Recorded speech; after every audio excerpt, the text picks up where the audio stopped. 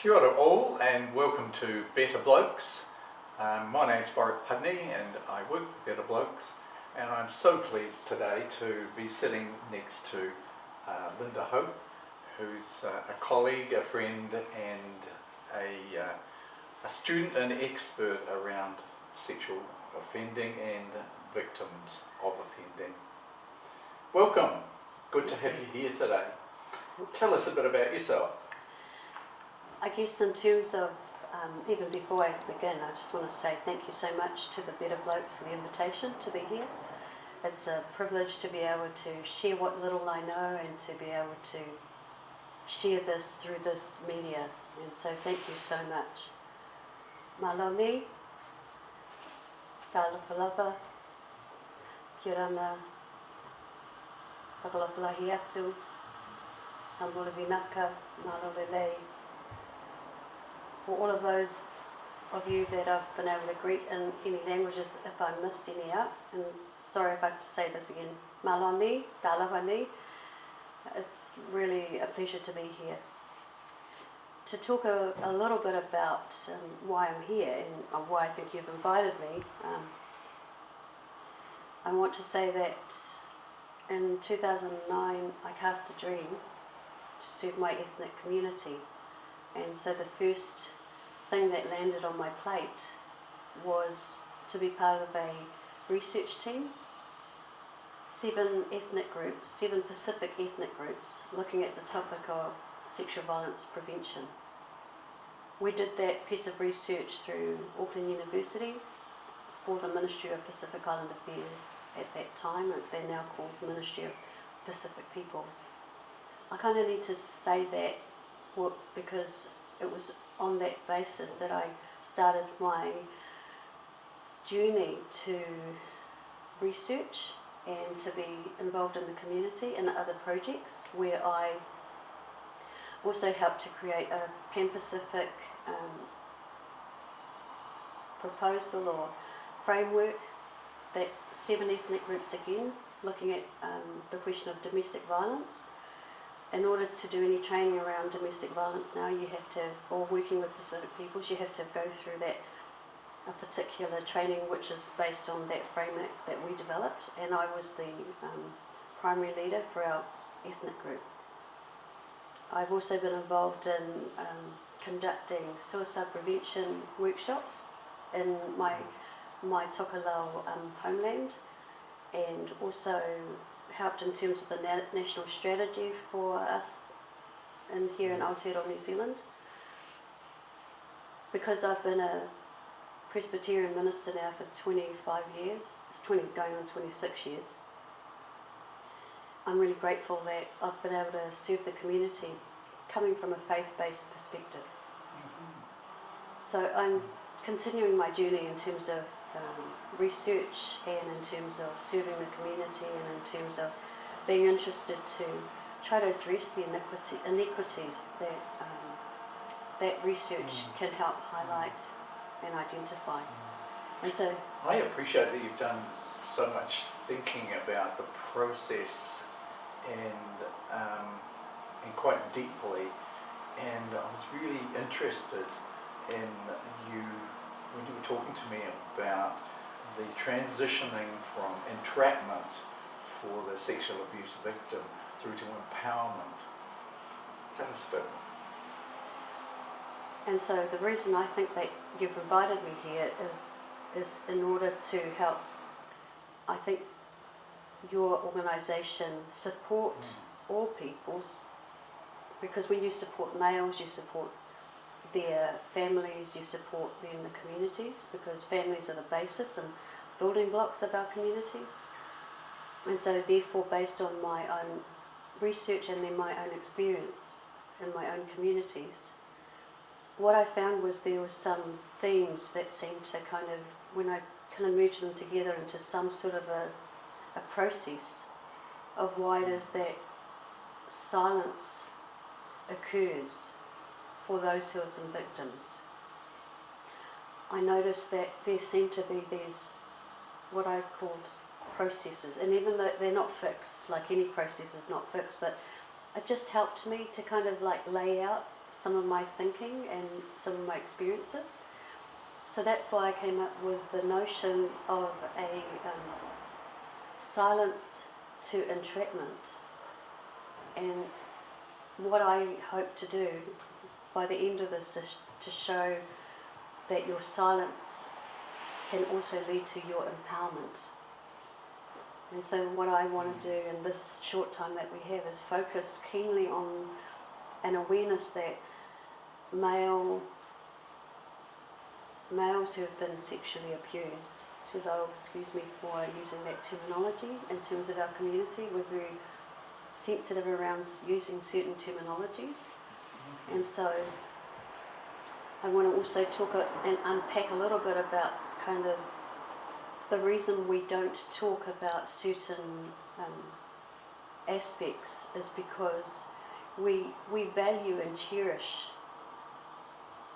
certain notions and ideas. We cherish the notion of our parents and honouring our parents. We cherish and value the notion of the brother-sister relationship and the family units, which the families are very important. It's not just sort of like mum, dad and their children. It also includes the connection to the extended family. And so then on top of that, there is another love, cherishing the faith that we have, because our spirituality is an integral part of who we are. So understanding then that these are very important areas, we need to be careful about how we sensitively discuss topics which might be inadvertently stepping over an unwritten rule and an unwritten breach. However, what we know is that if we don't find a way to discuss these aspects, what happens is that others come in and they abuse our families, our faith, our protective barriers. They use these things as weapons to keep the male person or anyone who's been abused. That's the way they keep them silent. And that's why I want to say that when we have this discussion, it's trying to just hopefully just help us understand that there are these possible phases that have helped to track, it's our values, those things that we've cherished, that I'll use the word perpetrator and victim in this case. I also want to acknowledge that because the perpetrator is usually known to the victim, that even the way we use that word, we have to be very, very sensitive, because then what we're doing immediately is recognizing that, oh my gosh, if therefore the perpetrator was known, then that means that person must have been one of us. They were a person we trusted. We placed our trust in them, and we thought we could do that based on the relationship that was formed. So I kind of want to just say that as a very important aspect as to why we don't talk about some of these things, because some people have misused our own values against us, so that we don't talk about anything. You see? So they've entrapped us as a community to not move or do anything, and then that's been interpreted, that silence or that inaction has been interpreted by others as, see, they're perpetuating this thing, but actually they don't realise that we've all become victims inadvertently, you see. And so that's why I call this somethingness a model of silence to entrapment. And I want to claim back the voice from that silence. And I want to own that silence which has been used to keep us silent and manipulated us all. I want to use that as the very tool that can empower us and free us from the bondage that we've all ended up inadvertently being a party to. So I like the way you're still talking inclusively about the person who has offended on other people. And I know in my own culture how we so quickly put them into separate boxes and objectify them. So I find that quite touching, that this is still a person who's recognised within the family. When I was doing my interviews with my own ethnic group around, sexual abuse, we didn't even have that. We even had to kind of figure out what is this word, because there were notions from an ethnic perspective. We knew those words, but we didn't know what is this thing called abuse. What is this thing called sexual abuse? What is this thing called, sexual violence prevention? Like, these are technical terms, and I know that they need to be formulated. That, that's actually what I really love about the West, and also the science and the world that asks us to identify words and to create words, except that those very words can be used against us if we don't understand them, if we don't translate them in a way which is sensitive to the context and the people. So in my context, I found that the best word was moitolo, which means it's someone who in the middle of the night goes to a person with sexual malintent. And usually what happens is that in that village context, as soon as, usually it's a woman, would cry out, help, help, and then everyone would know to come to their aid. But what do you do? And so then, if I go back to something, so that is like the analogy of a frog, that if you turn on the hot water and then you put a frog into the boiling water, like, it jumps out. It knows that it's at risk. It knows to flee and run away. But in the case of what we find in terms of, sexual abuse of any kind, but more so for a male, is that it's like having that same frog put into a pot, and then you slowly turn on the heat, and then that frog is slowly dying, and they don't even know why. Because it's gradual and moves from cold to hot. It's gradual. So slowly we don't see the damage that's doing to family and to the people and to the generation. And by the time, because usually what happens is that the perpetrator knows the child, knows the person, even if they are a teenager and an adult, like, they're known. And so then they also will make sure they pick someone who's vulnerable. Right. And so that's what I mean, like, they get to know them and they build that relationship with them. And they're also known usually to the people around them in the community, you see? So then what happens is that slowly they're building this relationship with that particular child, and then, or that group of boys, or that, but because they have a particular position which is well respected or trusted, they target people who are vulnerable, or who are going through a vulnerable stage in their life. And we all know that, growing up and being a young person, growing to maturity, you're growing in your body, you're growing in yourself, you're finding out who you are. So it's a very challenging time, There are all these confusing messages about who you are, who you want to be. You're having all these other messages around you, and you're trying to figure out who you are.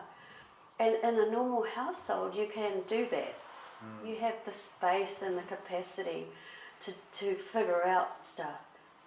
But when you're being targeted by a person, they make you doubt yourself, and they create a whole environment of fear.